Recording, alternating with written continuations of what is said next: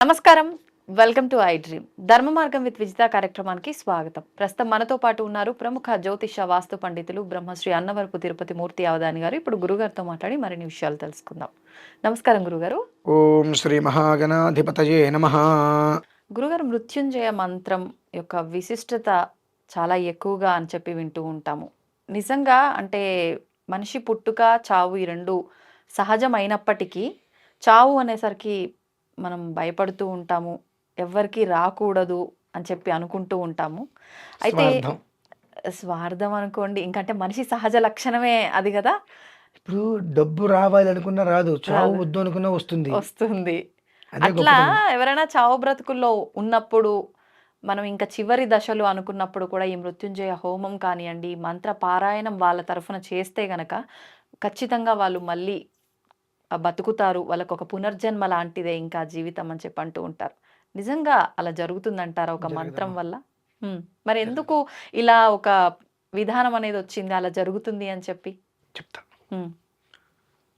ఒకటి వాస్తవం, దానికి ఒక అక్షరం జోడించండి. ఆ! దానికి ఒక అక్షరం జోడించండి. దేనికి?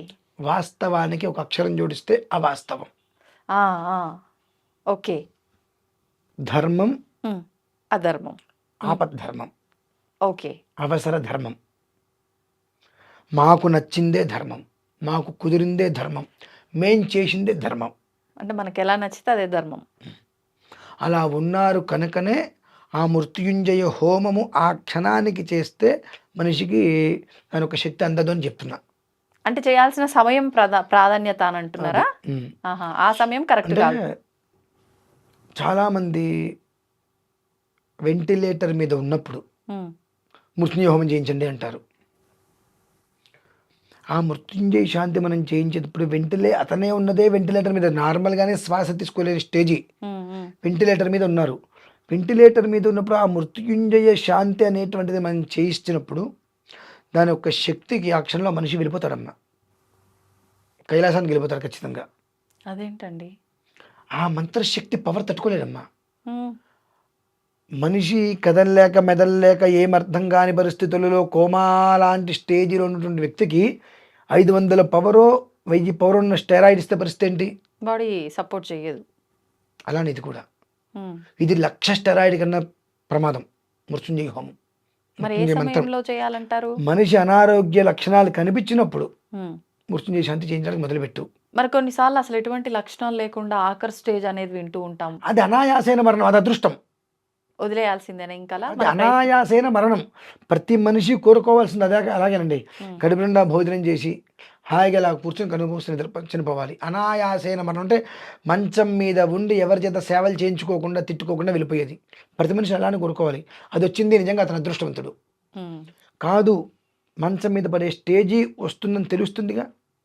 ఇవాళ వరకు ఉన్నటువంటి మనిషికి ఆ మనిషికి కాస్త ఆరోగ్యం క్షీణిస్తుందన్నప్పుడు, ఆ తత్వం తెలిసినప్పుడు వెంటనే హ్మ్. మృత్యుంజయ శాంతి హోమం కదమ్మా అది. ఆహా! శాంతి. మృత్యుంజయ శాంతి అంటే హ్మ్. ఆ మృత్యుంజయ మంత్రాన్ని 1,00,000 సార్లు జపం చేయించాలి. ఆ!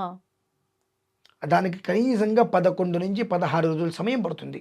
హ్మ్. హ్మ్. ప్రతిరోజు కొంచెం కొంచెం కొంచెం కొంచెం కొంచెం కొంచెం. అదేంటండి అంటే, అన్నప్రాసన రోజు నాడు మీరు ఆవకాయ పెడతారా? ఏ ఆ! అన్నప్రాసన అన్నం పెట్టారు కదా, మరి వెంటనే ఆవకాయ పెట్టండి. సో అలానే మనిషి అనేటువంటిది అనారోగ్య లక్షణాలు వస్తున్నప్పుడు శరీరం శిథిలావస్థకి చేరుకునే ప్రయత్నం జరుగుతుంది. హ్మ్. హ్మ్. దానికి ప్యాచ్ వర్క్ చేయాలి జాగ్రత్తగా. ఓకే. సో అది చెయ్యాలి అంటే ఆ శక్తి అనేటువంటిది రోజు కొంచెం రోజు కొంచెం రోజు కొంచెంగా అతని శరీరానికి అంటుకోవాలి. హ్మ్. అది మళ్ళీ మనిషిని నిలబెడుతుంది.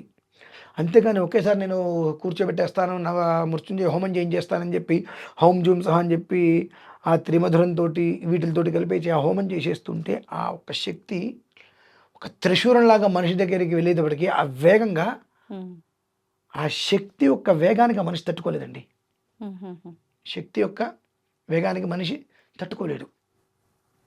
ఎట్లా అంటే, గంగ కోసం భగీరథుడు తపస్సు చేశాడు. హ్మ్. 1,00,000 సంవత్సరాలని చెప్పి మన వాళ్ళు అంటూ ఉంటారు. భగీరథ మహర్షి యొక్క తాతగారు హ్మ్. 33,000 సంవత్సరాలు, వాళ్ళ తండ్రి గారు 33,000 సంవత్సరాలు, ఈయన 33,000 సంవత్సరాలు. అట్లా లక్ష అంటే జీవించున్నారా? లేదంటే అది తపస్సు చేశారు. తపస్సు చేశారు? ఓకే. జీవించి తపస్సు చేశారు. ఆహా! 1,00,000 సంవత్సరాలు ఏకధాటిగా చేయలేదు. ఆహాహా! వర్గత్రయంగా ముగ్గురు తపస్సు చేశారు. గంగ భూమి మీదకొచ్చింది. హ్మ్. ఆ గంగ ఆ భూమి మీద పడేటువంటి వేగం భూమి మీదకి రావాలనే చేశాడు. కానీ ఆ గంగ ఆ వేగం మీద గనుక వచ్చి భూమి మీద పడితే భూమి దద్దరిల్లిపోతుంది. హ్మ్. భూమి దద్దరిల్లిపోతుంది. అందరూ భయపడుతూ ఉంటారు. హ్మ్. ఎవరు?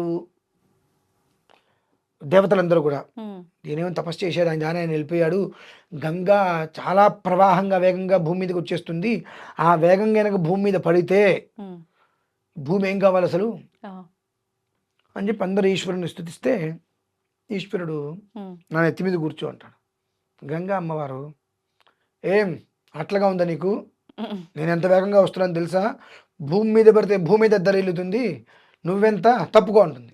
హ్మ్. సరే పర్లేదు. నా నెత్తి మీద పడు.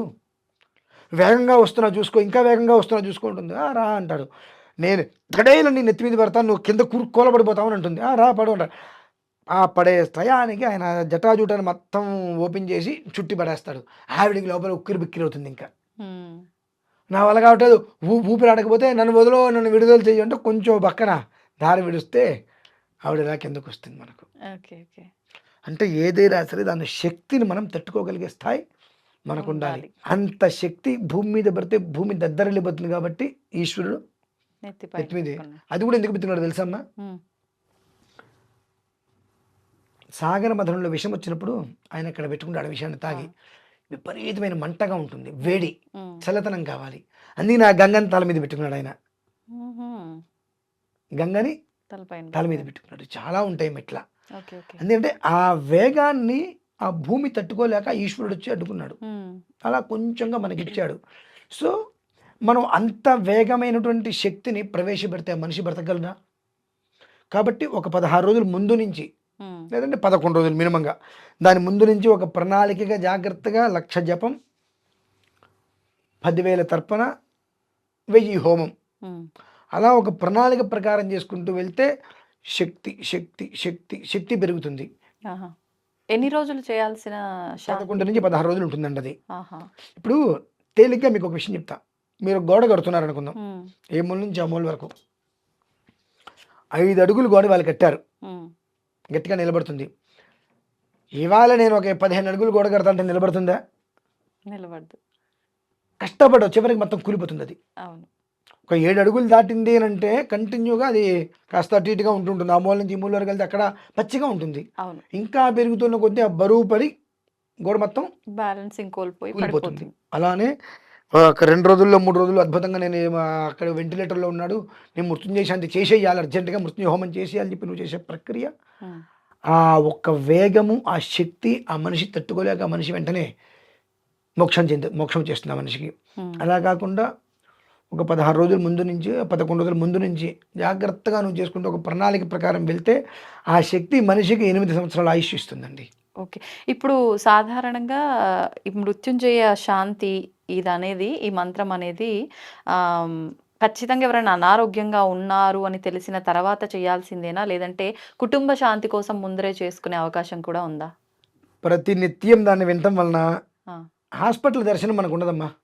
ఓకే. హాస్ప రుద్రంలోదేనమ్మా అది కూడా. హుహుహు. ఎంటైర్ మళ్ళీ చివరికి రుద్రమే ఇదంతా. హ్మ్. హ్మ్. రుద్రం చివరిలోనే మృత్యుంజయ మంత్రం వస్తుంది. ఓకే. హౌం జూం స్వహ ఓం భూర్భువస్సువః త్ర్యంబకం యజామహే అని చెప్పి. రుద్రం అభిషేకం అవ్వంగానే అది వస్తుంది భస్మంతో అభిషేకం చేసే విధానంలో. హ్మ్. నిత్యం నువ్వు త్రయంబక మహామంత్రం మృత్యుంజయ మంత్రం ఏదైతే ఉంటుందో దాన్ని వినటం వలన కూడా నీకు హాస్పిటల్ సందర్శన నీకు ఉండదు కదా! ఓకే. అది చెయ్యం మనం. నేను మొదట్లో ఒక మాట అన్నా. కల్పసూత్రంలో చెప్పబడింది ధర్మం వేరు. ఆపద్ధర్మంగా, అవసరమైన ధర్మంగా, మనం చేసింది ధర్మంగా అంటాం. ధర్మం ఏం చెప్పింది? ప్రతినిత్యం వినవయ్యా అంది. హ్మ్. కానీ అమ్మో! అది వింటే ఏమైనా అవుతుందేమో హ్మ్. ప్రతినిత్యం అని హ్మ్. ప్రమాదం వచ్చినప్పుడే మనం వింటాం, చేద్దామని ఆలోచన చేస్తాం. హ్మ్. అందుకనే మనం ప్రతినిత్యం ప్రమాదం వైపే వెతుకుతూ ఉంటాం దారి.